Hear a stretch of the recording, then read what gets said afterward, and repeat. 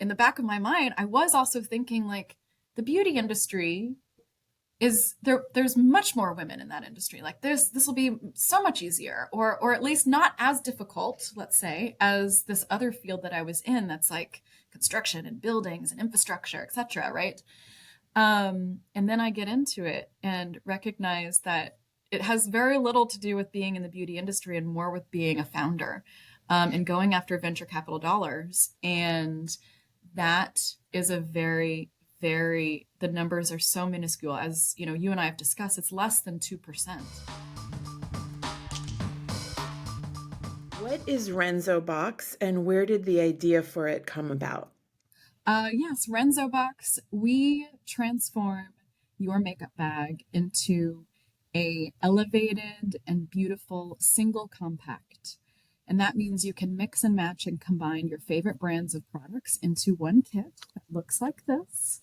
And so you don't have to deal with a messy makeup bag. And in addition to that, we help you figure out what products that you need. So we are a full face, helping women put their best face forward. And as someone who encountered you and your brand literally when I was on the road, so I was at South by Southwest in Austin. It was one of many business trips I was making that season. And the minute that you said it's to disrupt kind of the makeup bag, and I thought of not just the one makeup bag, but many makeup bags I have because of foundation and earrings and another and my hairbrush and two like to travel as a woman is like there's a lot of stuff that goes into a lot of other stuff. Um, Tell me, was it that you were trying to disrupt, or was there some other way that you were approaching this problem? It really was about making the routine of getting ready in the morning and being prepared for my day, and for women to be prepared for their day, to feel seamless and more effortless and less of this problem, and less that it's work. I mean, this is our face that we're talking about. And the kind of aha moment and the impetus of like where Renzo Box started, I was on a train. I was on my way to work, and I had pulled an all-nighter because I had this big presentation that day, and I pulled out my makeup bag, and I'm on the train like furiously just, I want to look good for this presentation. That's it. I put in all this hard work the night before and the weeks prior, and I want to make sure that, I look presentable that day. And it is, quite frankly, a disaster to try to put on your makeup. There's like 20 different things you're trying to juggle. And I'm sitting on this train. I can't find what I'm looking for in my makeup bag. I do the raccoon dig. I call it the raccoon dig, in the makeup bag. And I still can't find it. So I dumped it out on the seat next to me, which you've probably dumped out your makeup bag before. And as I, was sitting there applying my makeup, the train did this jolt and all of my makeup went flying. And so now, I'm frustrated, I'm flustered, I have my makeup half put on, I'm 5 minutes from my destination, and I'm looking like a crazy person, and I'm running around just, even more upset and just trying to make sure I look decent. And I think that it was, yes, it was about the makeup bag, but it was also about this lack of efficiency when it comes to products for women, when it comes to how we think about our day. It's like this should not be the thing that's causing me more stress and anxiety when I'm getting ready in the morning and when I'm getting ready for my workday. It should be an experience that makes me feel more confident in what I'm about to go do, and it should be so seamless and effortless it almost falls to the background. Your background is in design and architecture, right? I'm just wondering if you wanted to talk a little bit about how that relates. As an architect, I think about problems spatially. When I see the interaction of people and objects and things, like the first thing that comes to my brain is like, I see how things come together in a seamless way. And as an architect, I did that exact thing when I was on that train. I'm running around picking everything up and I'm putting it back into my makeup bag, and I'm sitting here going, okay, this palette has 10 colors in it. I only use two. Why am I carrying around these 10? This other one has 4 colors in it. I only use one. And I'm just sitting here doing the spatial analysis of like, all right, if I can pull these two, and how do I combine it with that thing, and this sort of like, where do my brushes go, and how do I get my foundation in there, and all these kinds of things. It's like, this is a spatial problem, and it's about it's about elevating the experience and creating something beautiful, right? That's what architecture is. It's a beautiful object that is also functional, and we live in it and we interact with it as humans. And so Renzo Box is very much like that. It's just like a miniature piece of architecture. That's so beautiful to think of. So you run a fashion, like your company would be considered in the vertical of fashion and beauty, which are industries you, I think, more often associate with New York, Los Angeles. You've decided to base your company in Austin. I'm disrupting an industry, which by definition means to not follow the path that everyone else has followed, right?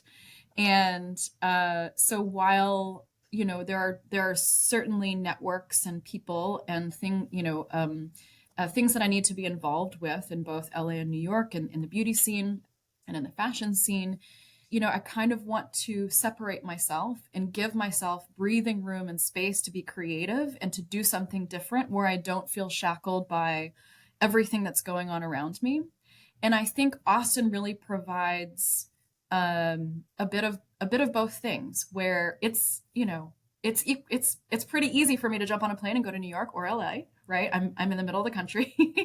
And Austin is this creative hotbed that is very much fueled on innovation and young minds and technology. And there is a support group and network of not only entrepreneurs but women entrepreneurs Mm. that are building incredible things. And I thought, this is where I need to place these roots. It's also a great business decision for me because I'm born and raised Texan. I grew up in the Dallas Fort Worth area. So a lot of my business contacts who know me, know my work ethic. They don't know if I can do anything in the beauty industry, but they know pretty much everything I pick up, I'm going to run with it, and I'm going to like run through brick walls. And that's the community and the people that I needed around me in the early days. And then, of course, like I said, I can always go to LA or New York. That's such an important point. I love also, whether you know this or not, you're kind of breaking down the elements of community and entrepreneur needs, right? So we often focus on businesses that are building communities, and that's why Epicenter loves you so much. But there's clearly a community you had before you did this, and that seems a necessary part of your journey. Speaking of that, is there anything that you've learned or realized that in hindsight you wish you would have known sooner? Is there any part of the entrepreneurial process that might be kind of a cautionary tale for someone listening right now? Yeah, absolutely. I mean, as you ask that question, the first thing that jumps out at me is just how, like, the stats around women, around female entrepreneurs and founders that are building businesses.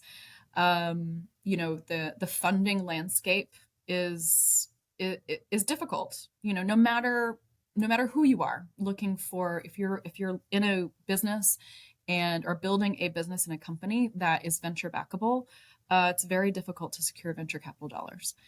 It's just, I didn't realize how horrific the numbers are for women. In fact, what's kind of interesting is I was, architecture, my first love, uh, is a profession that I profoundly love the discipline, but I despise the industry because it is Mm. so male dominated and it's so difficult for women. You can imagine me walking onto a construction site, and it's hard to get taken seriously. And the numbers are terrible in architecture. Like less than 18%, less than 20% of licensed architects are women. When I was, in the field and practicing, it was less than 10%. So it's trending in the right direction, but it's still something that was very difficult. And, lo and behold, as I'm, with my frustrations, I'm in the back of my mind, I was also thinking like the beauty industry is there's much more women in that industry. Like this will be so much easier, or at least not as difficult, let's say, as this other field that I was in, that's like construction and buildings and infrastructure, etc. Right. And then I get into it and recognize that it has very little to do with being in the beauty industry and more with being a founder, and going after venture capital dollars. And that is a very, very, the numbers are so minuscule. As you know, you and I have discussed, it's less than 2%. Yeah. And that's a really difficult number to think about. That's like less than the number of people that get admitted to Harvard. I wish I had really known that. Yeah. Along those lines, what's also interesting is that you don't get the same amount of funding, but the measurement for the success of your business it has to be up there, or that phrase, twice as good as those who are better funded. I mean, that was one of my surprises, was that I'm not going to Yes. be supported in the same way, but I'll be definitely held up to the same standards Or a of higher standard. everybody else. And so, can I ask, do you, we had you come on a panel in Houston that was sponsored by UBS, and we wanted to make sure if you had questions for UBS, which is one of the largest financial advising companies in the world, is there anything that comes to mind from that access to expertise, if you will? Yeah, absolutely. I come from a very humble background. My mom is an immigrant, and my dad is from a very small town in East Texas. He grew up on a farm. And so my relationship and understanding to wealth, to money, is very limited. It's in network that I've created and built over my life.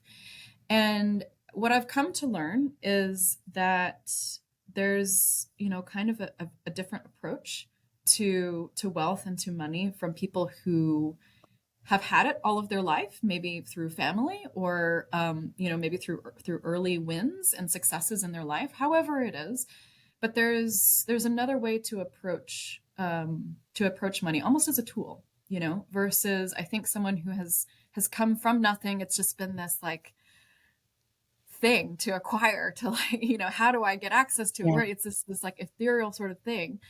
And of course, this has changed for me over time. But I wonder, like, how do we bridge that gap between that different frame of mind, or the knowledge set, or like how to approach money as simply a tool or a resource? Because now that I'm building, and now that I'm building and have been building Renzo Box, I see it as something much different, versus the little girl who grew up with immigrant parent mom, just scraping by and um, trying to make ends meet.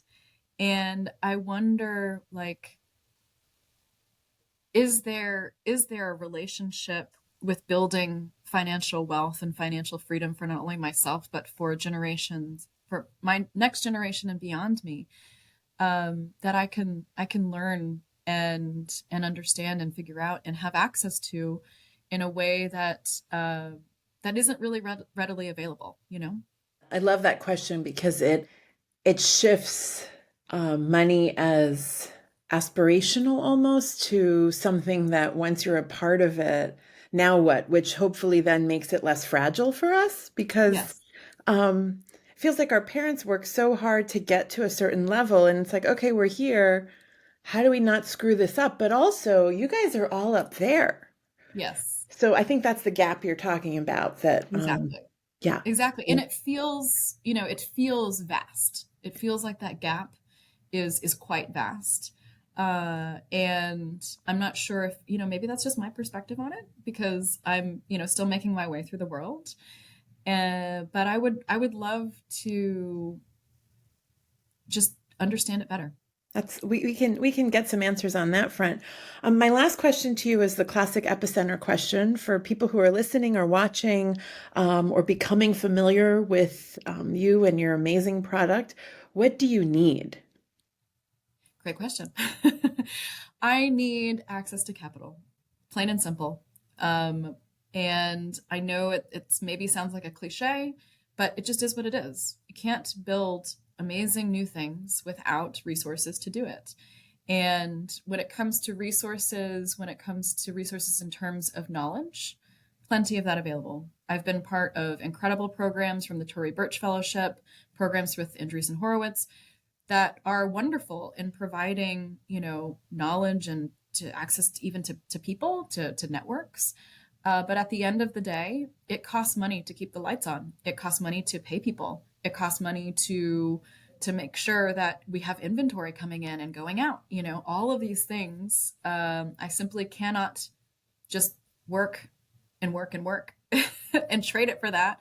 Turns out some of these things just require capital, Yeah. and there hasn't been enough available for me to fulfill my vision at the pace that I want to do it. And that's okay. I'm still working on it, but that is absolutely the number one need.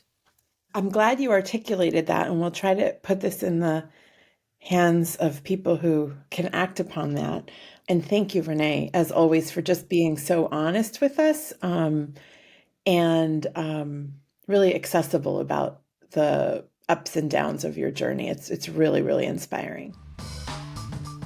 So René Graham, who was on the Disruptors panel that UBS and Epicenter co-hosted in Houston, her question was, how do we bridge the gap between a different frame of mind or the knowledge set on how to approach money as simply a tool or a resource?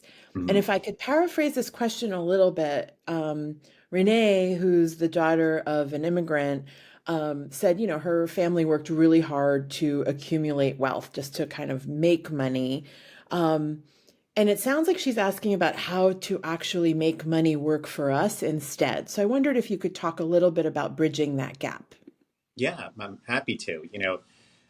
As an immigrant myself, and as as an immigrant, as a child of immigrants, my early relationship with money was very similar to how Renee viewed it. Right. The question is always, do we have enough? It's a relationship with scarcity. And so for many, that relationship exists without really the ability to change the outcome. But for the way to really move beyond that and to really talk about to go from accumulation and thinking about do we have enough to thinking about what am I missing, and that's when you actually have wealth, is really around education, right? Specifically financial literacy. It's something that we don't necessarily spend a lot of time on, but if we can pivot that mindset that as we accumulate, we should think about, if we have a little bit of extra income, how we can save, how we can invest, how we can grow. If we can bring, education to whether it's community centers where immigrants might be spending a significant amount of time, high school, middle school, bringing in parents through PTAs where there is this level of immigration, I think you can have a conversation around financial literacy, and that helps to essentially change the paradigm of, is this enough to, what am I missing and how can I grow this for not just me, but for my children and my grandchildren? And that can be a pretty powerful way to have generational wealth really grow through, decades of time in this country as an immigrant. That's great. I think that segues us a little bit to the next question, which from Renee, and I'm quoting directly, is there a relationship with building financial wealth and financial freedom for not only myself, but for future generations, my next generation and beyond me? And I just think this question in some ways is a selfless one, right? How do we build wealth, not just for ourselves, but to withstand time, right, for future generations? So what are your thoughts on that? Yeah, I think, there's the statistics are that if you accumulate wealth within 3 generations without proper planning, there's a significant loss of wealth. So it's never that wealth remains static. You're either, accumulating it or losing it, right? And so, with proper planning, you can increase the chances that you can have a generational wealth for a family, for your community, that really lasts the test of time here.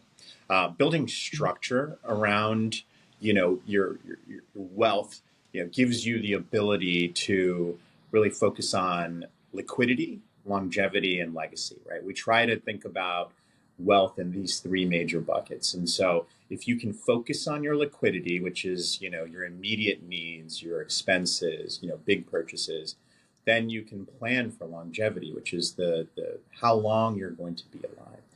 And you can have a much longer time horizon from that perspective. And if you can think about longevity that way, then comes legacy, whether that legacy is, for your family, for your community, for charity. It gives you the ability in a structured way to really think about how wealth can grow and last way, significantly longer than we may be alive.